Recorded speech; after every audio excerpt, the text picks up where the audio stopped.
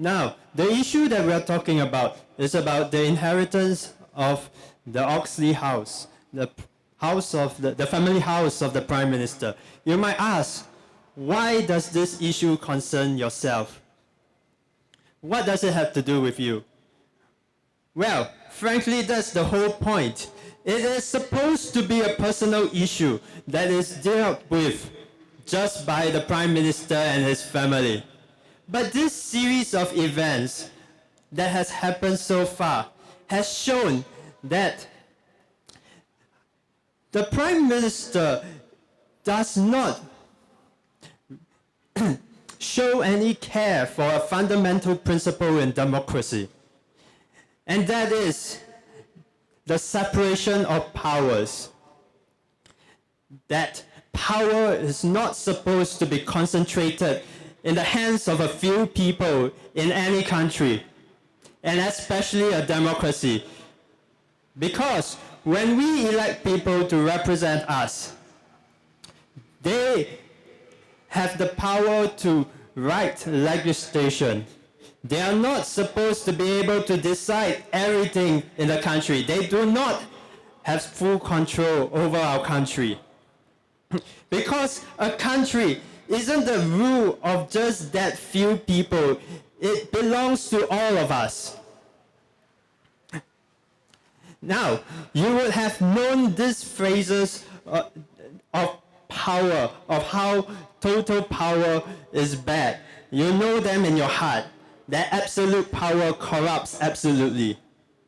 Or maybe you heard of the phrase, who will guard the gods themselves?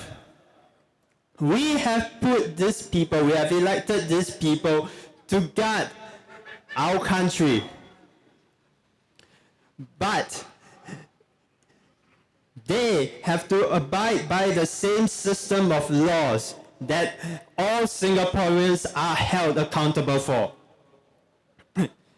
And the phrase, who guards the gods themselves, you might have known that is something from Latin. The ancient Romans, 2,000 years ago, already faced this problem, and they know how to solve it.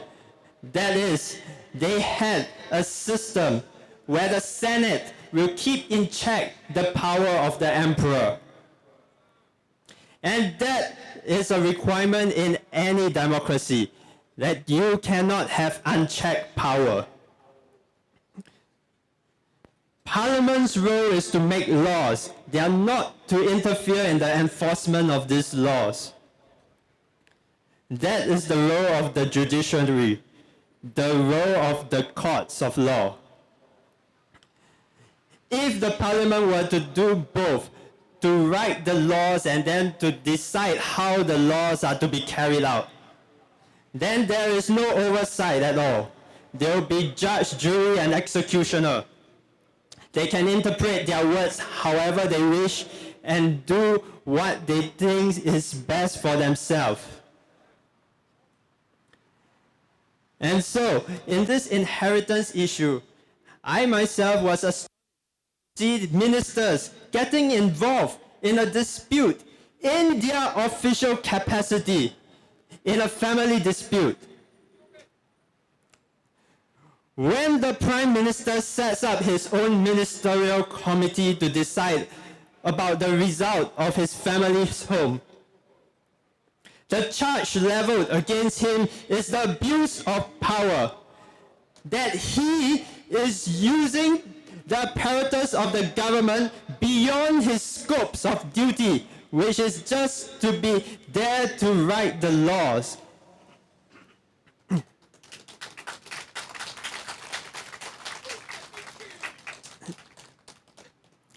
And this is not the only time that PAP has shown disregard for the separation of powers in a government. And I refer you to the Constitution. You would have known that the Singapore Constitution has had many changes. Do you know the exact number? The Singapore Constitution in our 50 years has undergone 46 amendments. That's almost one amendment every single year. The US Constitution, on the other hand, they only had one change in the Bill of Rights and 7 other separate changes. That's in their 300 years of history. Now, what is the Constitution? It is an important document specifying how power is to be divided up in a country, how one branch of government guards against the abuse of the other. What does it tell you when Singapore makes 46 changes of constitution so frequently? It shows us that our government is more concerned about preserving power than anything else.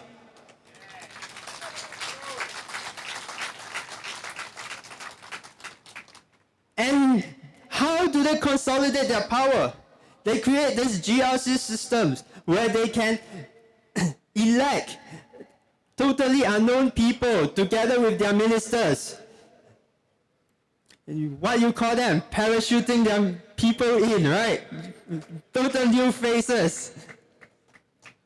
They have changed the constitution to create a system of president advisors to limit the powers of the president.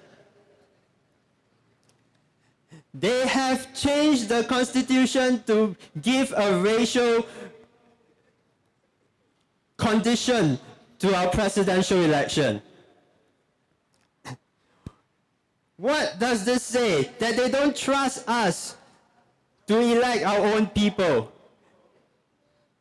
They don't trust us to elect people capable of running the country.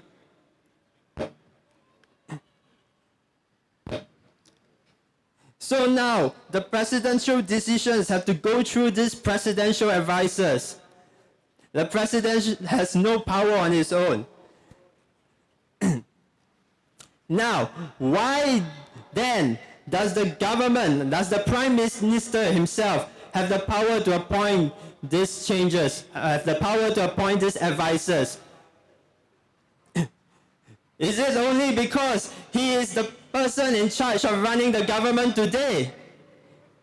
That's a very dangerous form of self-justification that we must beware about.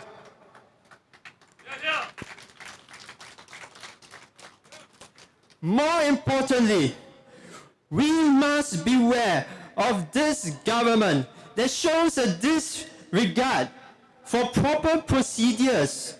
They are meant to keep their powers in check. That is all. Thank you very much.